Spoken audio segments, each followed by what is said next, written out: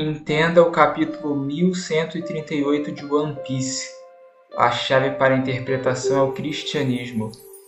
O que pouca gente sabe é que One Piece pode ser lido de forma cristã, o que pode ser visto por inúmeros símbolos como as árvores de Adão e Eva ou a Bíblia de Kuma. No entanto, o mangá de Eiichiro Oda não professa um cristianismo qualquer, mas sim um cristianismo gnóstico, lembrando que esse pensamento é herético, o que não quer dizer que você não possa assistir o anime, apenas que a obra passe essa concepção de mundo.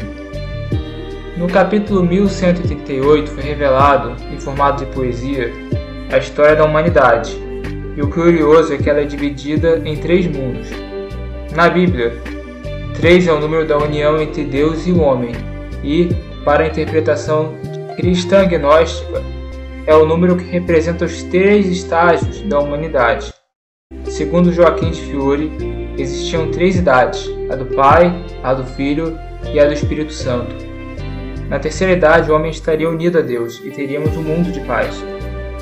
Vejamos então a poesia escrita por Oda. No primeiro mundo, havia fogo sobre a terra. A humanidade sucumbiu ao desejo e tocou o sol proibido.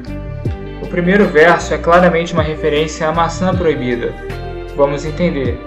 O primeiro mundo é a parte da criação e faz referência ao jardim do Éden. O simbolismo do sol é o da razão, da verdade universal. Em One Piece, ela é representada por uma fonte de energia ilimitada.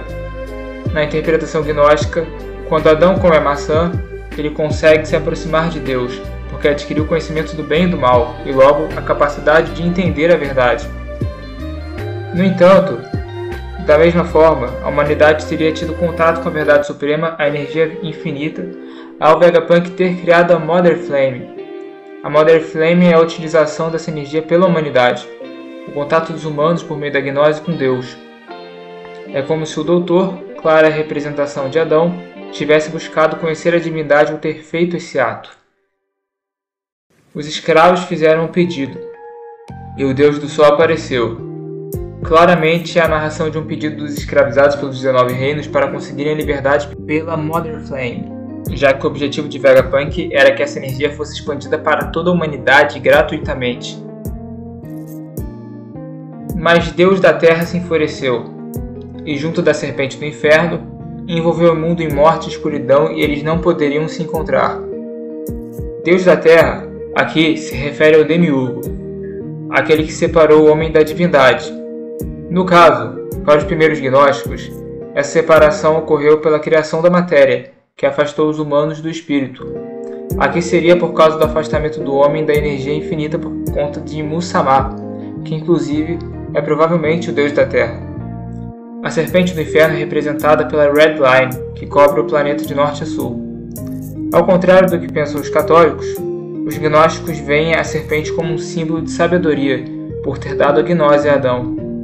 O que o trecho diz é que o Demiurgo castigou a serpente e a humanidade, uma alusão à expulsão de Adão e Eva do paraíso. Depois Oda fala sobre o segundo mundo, que faz referência à revelação. Nisto aparece a figura do Messias de One Piece, Joy Boy. Para a gnose, o Messias é um ser iluminado que revela Deus no mundo, mas não o próprio Deus, como os católicos acreditam. Ele é o Adam Kadmon, representação do homem ideal feito em imagem e semelhança de Deus. Havia fôlego sobre o nada. O nada, pensamento gnóstico, se refere ao estado onde o homem está afastado da divindade por meio da matéria. No entanto, Deus se manifesta nele por meio de uma centelha divina, dando a ele a vontade de reconciliação. Por isso o verso: o sol tão somente espalhou a centelha da guerra. O Deus da floresta enviou demônios e os humanos mataram o sol e se tornaram deuses. Se refere aos arcontes, criaturas sobrenaturais que podem exercer tanto bem quanto mal. Neste caso, aprisionam os humanos no mundo falso.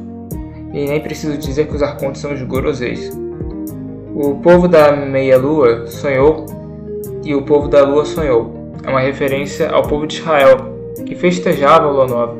Isto pois a lua é um reflexo do sol, mostrando o reinado do Logos. O mar se enfurecer é algo bem interessante, pois o mar simboliza a liberdade, estando do lado de Joy Boy. Reparem que é a Lua responsável por calcular o tamanho dos maréis, sendo elas afetadas indiretamente pelo Sol. No mar está a Arca de Noé, que é o principal símbolo da salvação, mostrando que o povo dos Homens-Peixes, que construiu a Arca, espera um dia ser salvo por Joy Boy. O terceiro e último mundo diz respeito à Era do Amor.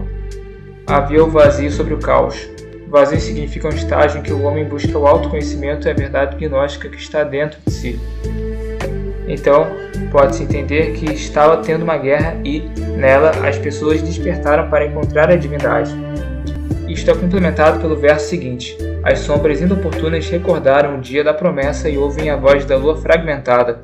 A sombra remete também à ideia de autoconhecimento, e escutar a voz da lua significa buscar só através dos homens, em especial do povo da lua. Fragmentada, pois, assim como o povo de Israel estava separado, os lunares foram extintos em One Piece. Temos que lembrar que um dos papéis do Messias é reunir o povo de Israel, coisa que provavelmente Joy Boy fará. No próximo trecho, o sol retornará e um novo amanhecer virá, e eles com certeza se encontrarão novamente. Representa o tempo messiânico, o mundo vindouro que aparecerá quando surgir o Messias, que revelará a luz de Deus no mundo. O sol de One Piece governará tudo e o homem estará em comunhão com ele, fazendo uma alusão ao milenarismo. E outra coisa interessante é que, se vocês notarem bem, vocês vão ver que Joy Boy e Luffy são a mesma pessoa, mas o Joy Boy é como se fosse o Messias na primeira vinda e o Luffy o Messias na segunda vinda.